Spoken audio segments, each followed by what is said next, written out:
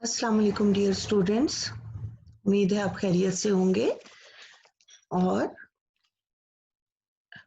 हदीस को समझने की कोशिश कर रहे होंगे।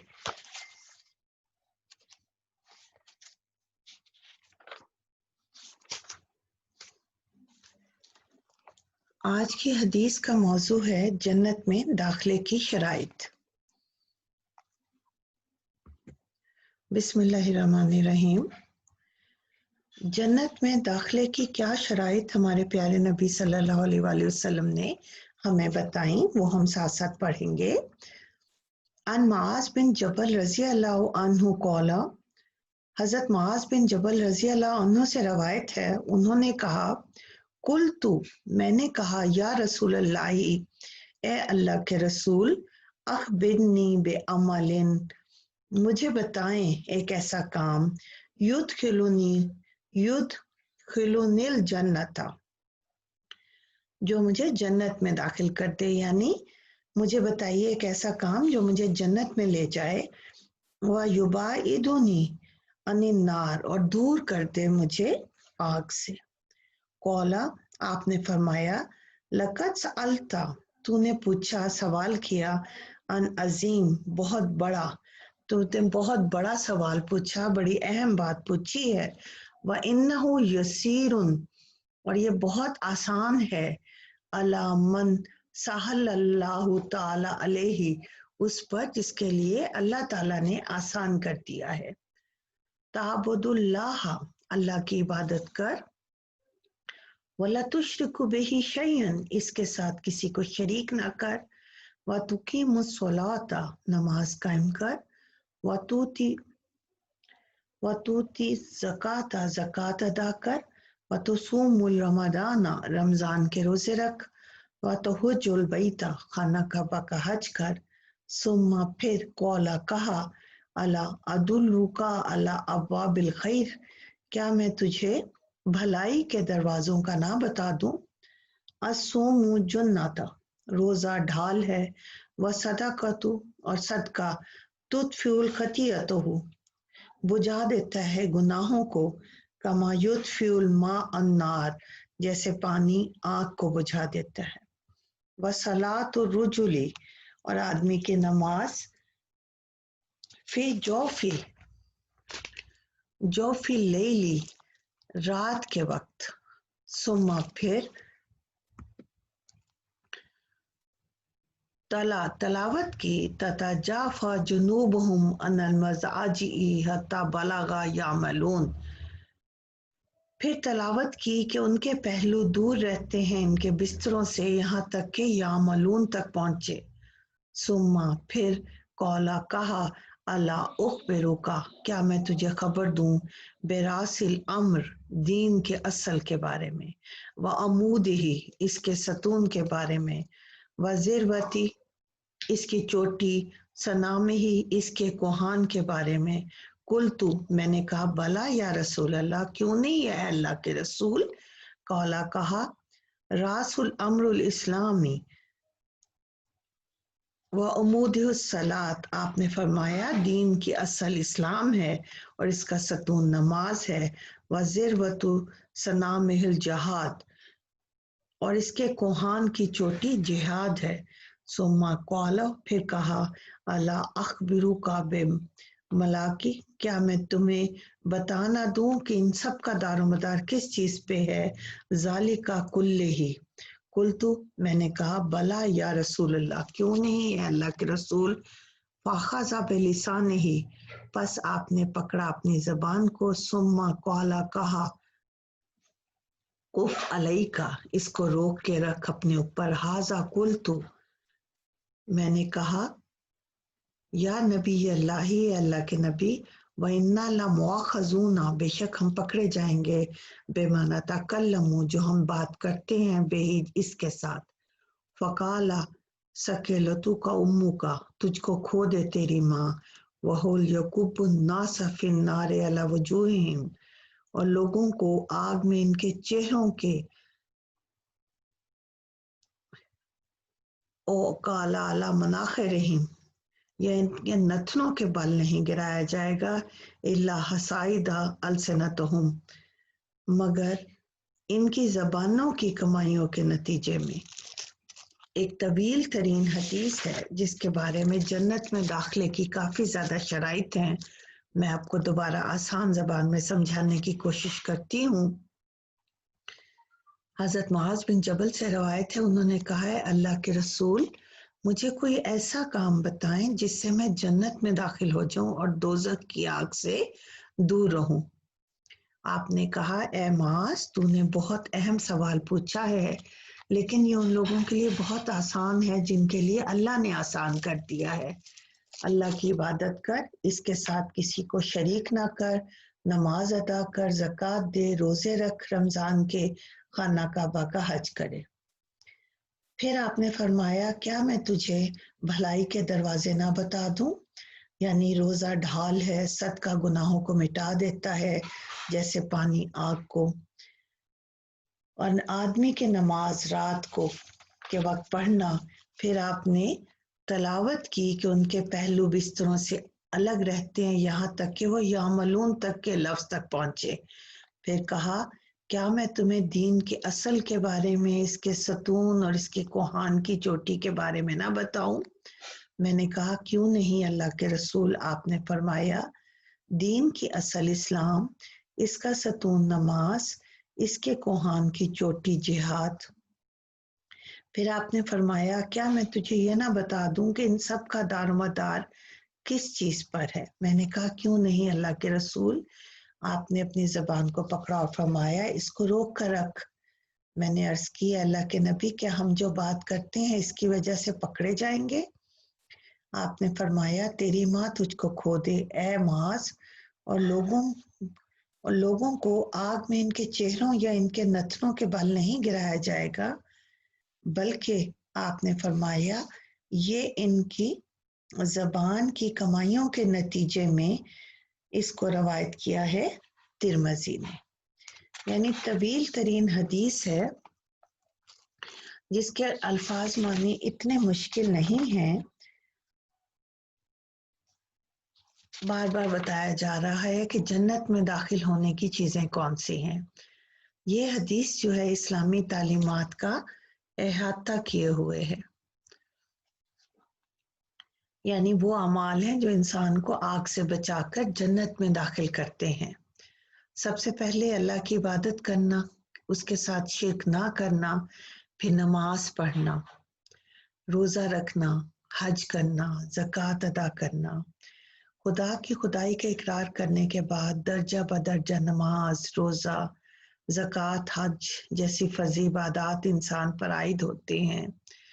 یہ عبادات جنت میں داخلے اور جہنم سے چھٹکارا دلانے کی وجہ ہے۔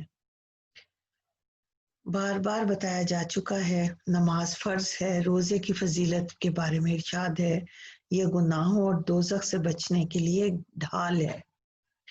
مدرجہ بالا شرائط بنیادی اور قطعی نوعیت کے ہیں، اب ان میں اضافی شرائط کا ذکر کیا جاتا ہے جو ان بنیادی شرائط کی بجا آوری میں بڑی مددگار ثابت ہوتی ہیں۔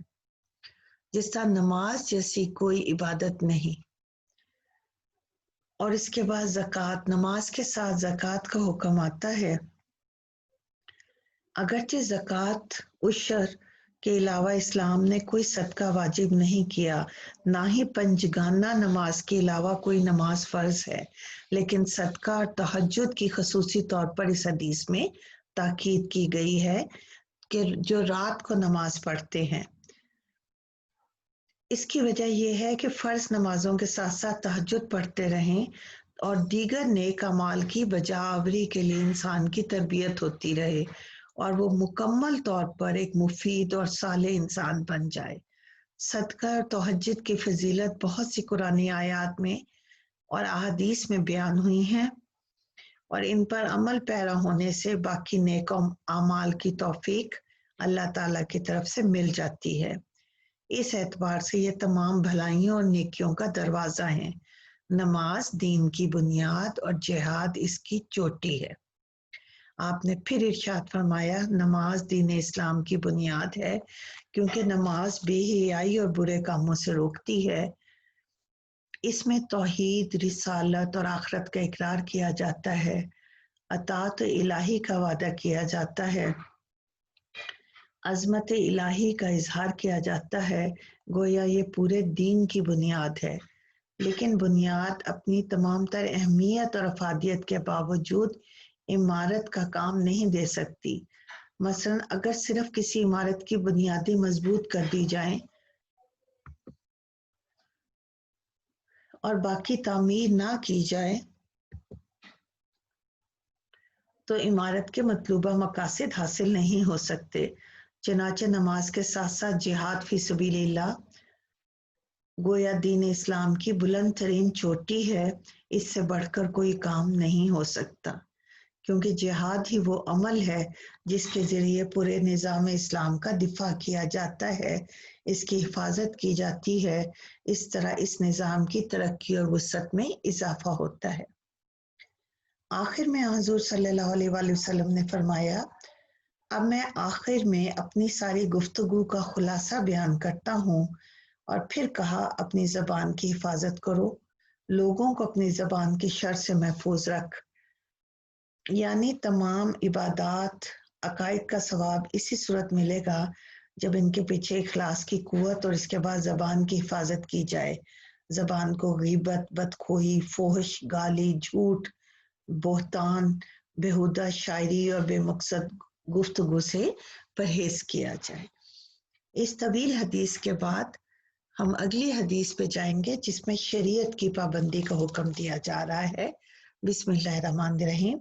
ان ابی ثعلبہ خشنی جرثوم بن ناشر رضی اللہ عنہما، حضرت ابو ثعلبہ خشنی جرثوم ابن ناشر رضی اللہ عنہ سے روایت ہے، ان رسول صلی اللہ علیہ وسلم قال، کہ بے شک رسول اکرم صلی اللہ علیہ وآلہ وسلم نے فرمایا، ان اللہ فرض فرائض، بے شک اللہ تعالیٰ نے فرائض کو فرض کر دیا،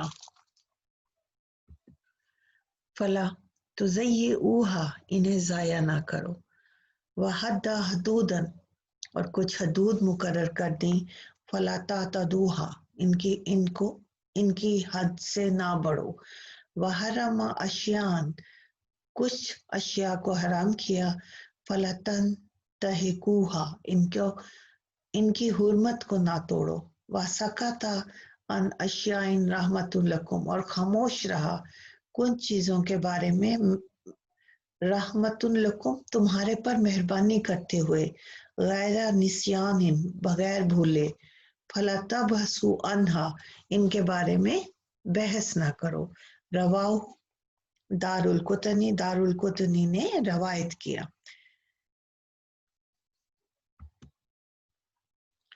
یعنی اس حدیث میں حضور نے نہایت جامع مگر مختصر ہدایت ارشاد فرمائی ہیں، جن کا خلاصہ یہ ہے کہ اللہ تعالیٰ کی عبادت کرنی ہے، اس کے ساتھ کسی کو شریک نہیں ٹھہرانا، اور فرائض الہیہ کی بھی حفاظت کرنی ہے۔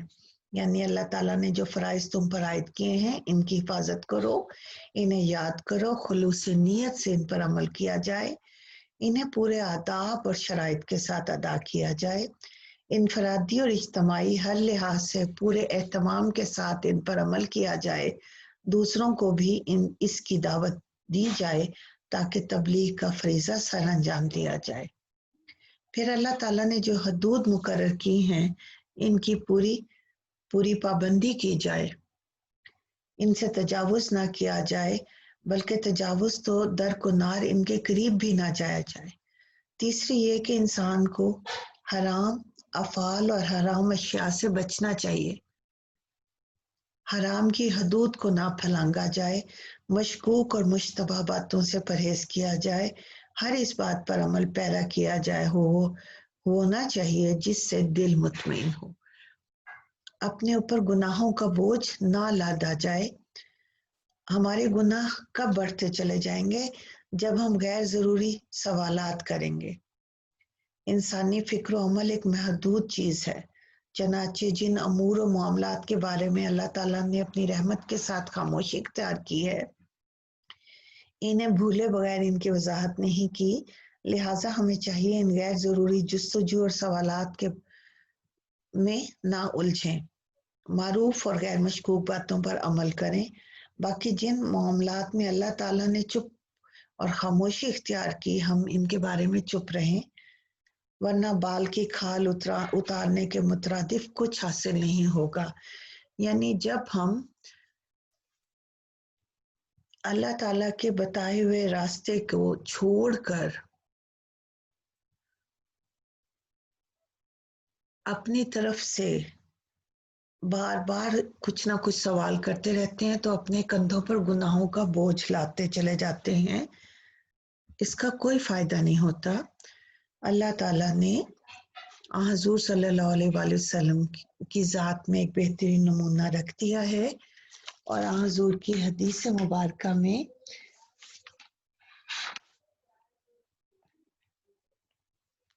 نہایت جامع اور مختصر انداز میں کچھ نصیحتیں ارشاد فرمائی ہیں، اور جس کا مقصد یہ ہے کہ ہمیں ہر حال میں شریعت کی پابندی کرنی چاہیے، جن کاموں کو کرنے کا اللہ تعالیٰ نے حکم دیا ہے انہیں کرنا چاہیے، جن کاموں سے روکا ہے ان سے رک جانا چاہیے، بار بار سوالات کر کر کے اور یا اپنی طرف سے بہانے بنا بنا کر گناہوں کا بوجھ اپنے اوپر لادنا نہیں چاہیے۔